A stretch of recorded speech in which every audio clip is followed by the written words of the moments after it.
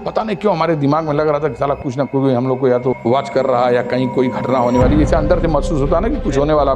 गाली देते हुए दरवाजे मारा धड़ाक से, मतलब माँ बहन की गाली देते हुए मैं श्री प्रकाश शुक्ला धड़ धड़ धड़ करते फायर शुरू हो गई। हम देखे तो विवेक को पूरा इसका आत्मा से बाहर आ गया था। 27 गोलियां आपको लगी थी जी।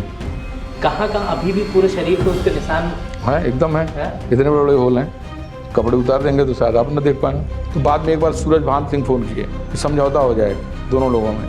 हमने कहा समझौते की एक शर्त, जितना मुझको लगी उतना वो खा लें, समझौता हो जाएगा।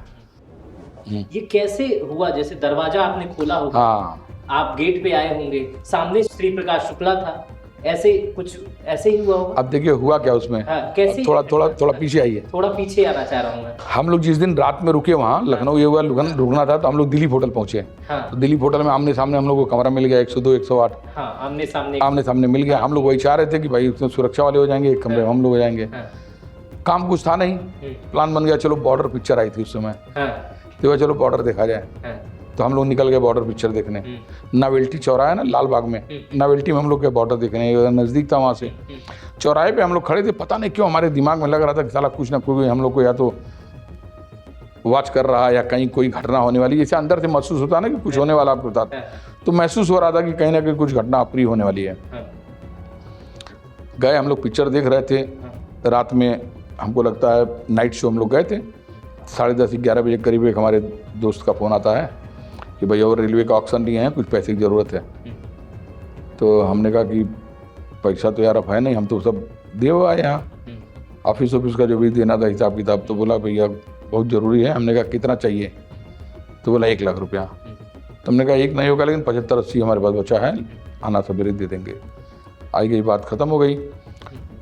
उसके बाद हमारी पत्नी फ़ोन आया कि कहाँ है, तो हमने बताया कि इस तरह से है, हम लोग बॉर्डर पिक्चर देख रहे हैं, बस अभी जाएंगे घर।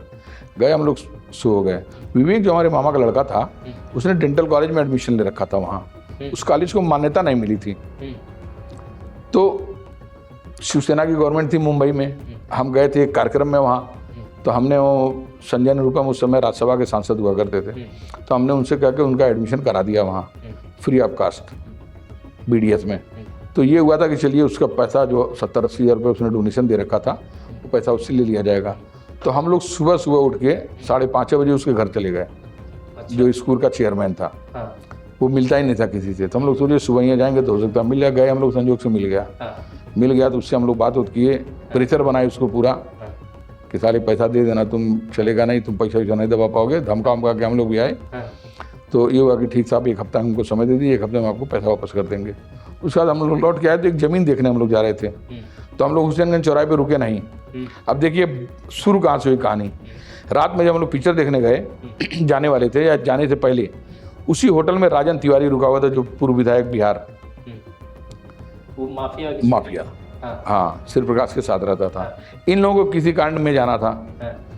ये लोग बोले निकलो, तो उसने कहा कि हम निकले कैसे, भानु मिश्रा इसी होटल में रुके आया, अभी हम लोग को पहचान लेगा। बस वहीं से ये लोग प्लानिंग कर दिया कि तो आज अच्छा मौका है, वहीं है, गेम बजा दिया जाए। अब ये निपटाने के चक्कर में ये लोग सुबह हमारे पास पहुँचे।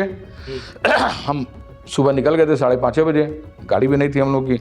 ये सब इंतजार कर रहे थे हुसैनगंज चौराहे पे। हम लोग लौट के आए, तब भी हम लोग दिलीप होटल नहीं रुके थे, हम लोग की गाड़ी आगे बढ़ गई। तो जो पकड़ी का पुल है उधर, जो पुरानी जेल हुआ करती थी पहले, जेल से पीछे तो एक हमारे मामा जी थे, उन्हीं के पास हम लोग गए थे कि एक प्रॉपर्टी थी कि वहीं देख लिया जाए एक मकान के लिए। तो हम लोग गए, तो ये सब पीछा किया हम लोग का गाड़ी से। और जैसे जेल के हम लोग आगे बढ़े, तो उधर जेल से एक गाड़ी निकली पुलिस वाली, और हम लोग के पीछे आ गई। जैसे हमारी गाड़ी आगे, पीछे जेल की गाड़ी, तीसरी गाड़ी पीछे हो गई। तो ये सब रुक गए कि तो अब साला गड़बड़ है यहाँ, पुलिस है, चले गए। हम आगे गए। आगे देखे आते हुए? नहीं, ये अब मैं बता रहा हूँ। जो स्टोरी ये आई, ये राजेश पांडे जी ने बताया था। जब इसका काउंटर हुआ उस समय इसने बताया, वो अभी थोड़ी देर में बताते हैं आपको क्या हुआ। तो हम लोग जब चले गए वहाँ जमीन देख के हम लोग हमको लगता है 10 बजे करीब, 9:45 बजे हम लोग आ गए होटल में आए, उसको नाश्ते का ऑर्डर दिए। तो जो रमाकांत लड़का था वो दरवाज़ा बंद कर दिया, छिटकनी। उसके बाद हम लोग यहाँ बैठे रहे कमरे में। वेटर आता है, ऐसे खटखट करता है। तो हमने कहा देखो कौन है, तो गया खेला। तो वेटर आया, प्लेट रख के आराम से गया। तो हमने कहा बंद मत करो, अभी फिर नाश्ता लेके आएगा। फिर खोलना पड़ेगा तुमको। बस वही मौका था। वेटर गया, दरवाज़ा बंद नहीं किया है और हम लोग ऐसे लेटे थे। हमको लगता कि हम लेटे थे और बगल में मामा का लड़का लेटा था और रमेश जायसवाल बैठा था और एक हम लोग साथ वहाँ थे, वो बाथरूम में थे। तो ऐसे वही पैसे लेने आया था रमेश। तो हमने कहा चलो नाश्ता वास्ता कर लो तब जाना। उतने देर में वो आया, इसे गाली देते हुए दरवाजे मारा धड़ाक से, मतलब माँ बहन की गाली देते हुए। मैं श्री प्रकाश शुक्ला धड़ धड़ धड़ धड़ करते फायर शुरू हो गई। अब मतलब समझ लिए कि 10 सेकंड के अंदर पूरा कमरा धुआं धुआं हो गया। हम लोग सोच पाते उससे पहले एक बस फायर मार चुका था। उसके बाद से जैसे हम देखे तो विवेक को पूरा इसका हाथ वाथ सब बाहर आ गया था। मैं ऐसे उसके ऊपर गिरा तो दर दर दर गोली फिर पीछे चलनी शुरू हो गई। उतने देर में वो पिस्टल से फायर किया। 3 लोग सामने थे, लेकिन फिर अंधेरा हुआ थोड़ा, जैसे धुआं पूरा हो गया दिखाने। फिर हम अपने पिस्टल निकाले, हम भी दौड़े। तब तक दौड़ते दौड़ते हम अभी मतलब जहाँ तक लॉबी थी उसके बाद सीढ़ी था, मतलब सीढ़ी से उतर के जा चुके थे। हम सीढ़ी तक जाके लड़खड़ा गए। उसके बाद फिर रमाकांत आया, हमको उठा के लाया। फिर तब तक शोर हो गया, पुलिस आ गई, एम्बुलेंस में सब लोग लादना होता, मतलब ये सब शुरू हो गई। अब ये बात खुली कैसे, जब वो मारा गया तो उसने जब काउंटर के समय हमको लगता है एक आध गोली वोली लगी होगी उसको। उसके बाद उसने बताया कि अरे हम भी ब्राह्मण हैं। तो इन लोगों ने पूछा, उसका अरुण कुमार साहब एसएसपी थे एसटीएफ के, वही ब्राह्मण थे, अरुण कुमार झा। तो उन्होंने कहा भानु मिश्रा ब्राह्मण नहीं थे, तुम ब्राह्मण कुमार, आज तुम्हारे साथ ये घटना हो रही है या तुम पकड़े गए हो तो तुम इस तरह की बात करते हो। तब उन्होंने बताया कि क्या हुआ था। तब उसने बताया कि इस तरह से था, राजन तिवारी वहाँ पे था, हम लोग जाने वाले थे, पता चल गया किसी होटल में है, तो हम लोगों ने प्लान कर लिया कि अब तो बहुत सही समय है, इनको मार दिया जाए। ये स्टोरी थी उस समय की। 27 गोलियां आपको लगी थी जी।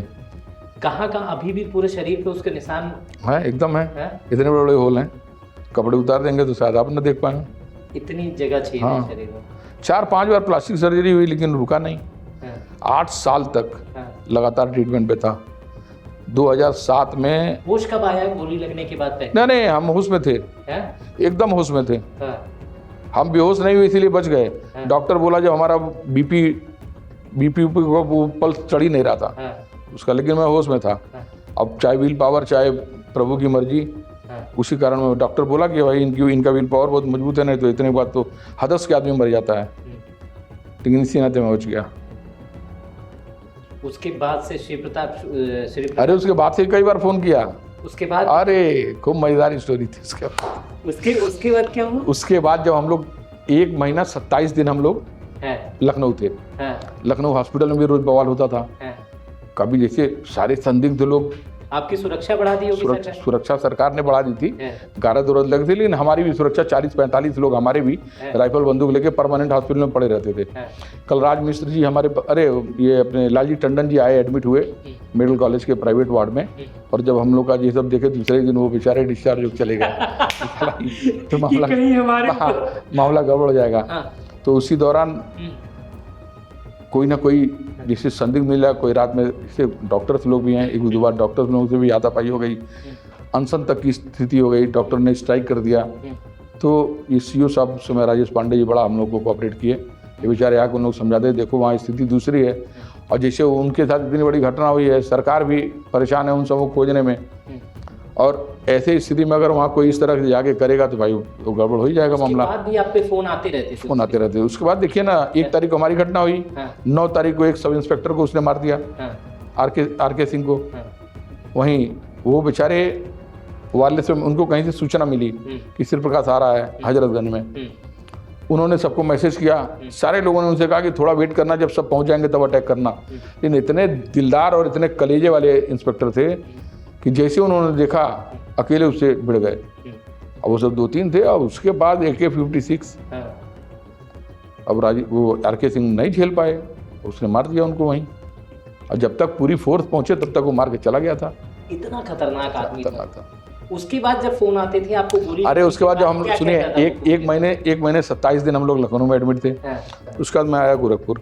तो जो हमारी ग्राफ्टिंग हुई थी उसके लिए यहाँ एक डॉक्टर चाहिए होता था।